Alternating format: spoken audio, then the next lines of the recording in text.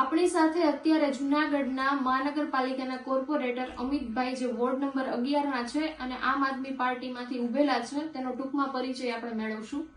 મારું નામ અમિત દિનેશભાઈ સુરાણી, હાલ આમ આદમી પાર્ટીના વોર્ડ નંબર 11ના ઉમેદવાર. બરોબર. ક્રમ નંબર 2 અને નિશાન ઝાડુ. ક્રમ નંબર 1 અનિલભાઈ બાબુલાલ કાછડિયા તેમજ લીલાવંતીબેન દોમડિયા. આ ક્રમ નંબર 9. આપને સૌ બધાને નમ્ર વિનંતી છે કે આ વખતે કંઈક નવું પરિવર્તન લઈ આવો. અમે આ યુદ્ધ મેદાનમાં નવા ખેલાડીઓ ઉતર્યા છીએ, તો આ પૂરજોશમાં છીએ કામ કરવા માટે. પરિવર્તન હશે તો પરિવર્તન થશે.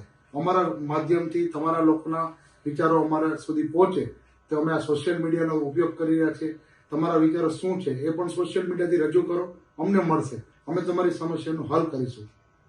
જો તમે આ ચૂંટણી જીતી ગયા તો તમારા વોર્ડમાં વિકાસના કાર્યો ક્યાં કરશો? વિકાસના કાર્યો તો અત્યારે હાલ અમારો ચૂંટણી પ્રચાર ચાલુ રહ્યો છે, પ્રજા ત્રાહિમામ પોકારી રહ્યો છે, તો અમે ઘણું બધું જાણ્યું કે ભાઈ ગટરો ઉભરાઈ ગઈ છે, તો પછી અમુક જગ્યાએ રસ્તાઓ સાંકડા છે કે ભાઈ એને કઈ રીતના નિરાકરણ લેવું એની ચર્ચા વિચારણા કરશું. પછી રોડ ઉપર રખડતા ઢોર છે એની ખૂબ ત્રાસ છે, એને આપણે ટેગિંગ કરીને આપણે એને ગૌશાળા પાંજરાપોળમાં આગળ વધારીશું.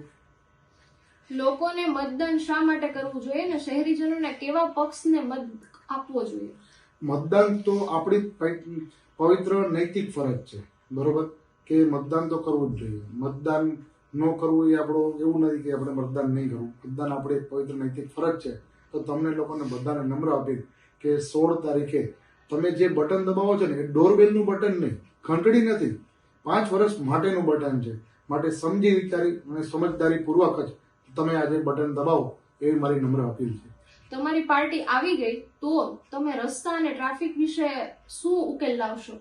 અમારા એજન્ડા ઓલરેડી અમારી પાર્ટી આપેલા છે, એ અમે પત્રિકામાં છાપેલા છે, એ અમે શ્યોર નિભાવીશું અને અમે એનો પૂરેપૂરો ઉપયોગ થાય અને તમે અમને સહકાર આપો એવી અમે આશા રાખીએ છીએ. તમારા વોર્ડની હાલની મોટી સમસ્યા કઈ છે?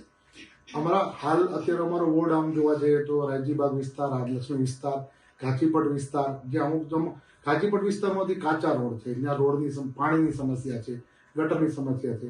પછી અત્યારે વણજારી ચોકમાં હાલ પ્રચાર કરી રહ્યા હતા તો પબ્લિક ત્રાહીમાં પોકારી ક્યાંય ગટરના ઢાંકણા ખરાબ છે, ક્યાંય ખુલ્લા છે, બરોબર. પછી અમુક જગ્યાએ ગાયનો ત્રાસ છે અને વાહનો અવ્યવસ્થિત પાર્કિંગ છે. આવી બધી ઘણી બધી સમસ્યાઓ છે.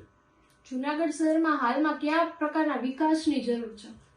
જૂનાગઢના હાલ તો નિયમ પ્રમાણે વિકાસ તો થઈ રહ્યો છે, નથી થઈ રહ્યું નથી, પણ પ્રજા કંઈક નવું માગે છે.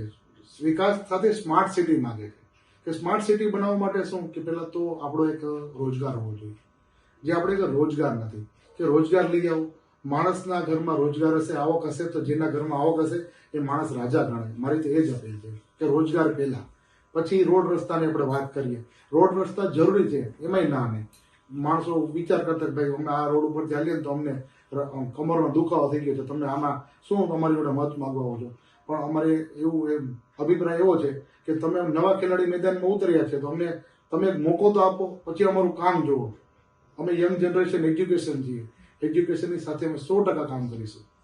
તમારા વોર્ડ મેમ્બરને તમે શું સંદેશો આપવા માંગો છો? અમારા વોર્ડ મેમ્બરને માત્ર એટલો જ સંદેશો કે આવનારું 5 વર્ષ માટે તમે બટન દબાવવા જઈ રહ્યા છો, સમજી અને સમજદારીપૂર્વક બટન દબાવો. પછી એમ ના કહેશો કે અમે ભૂલ કરી છે. આભાર, તમારો ખૂબ ખૂબ આભાર અને અમે તમારી સાથે છીએ અને અભિનંદન આપને. Thank you so much ma'am.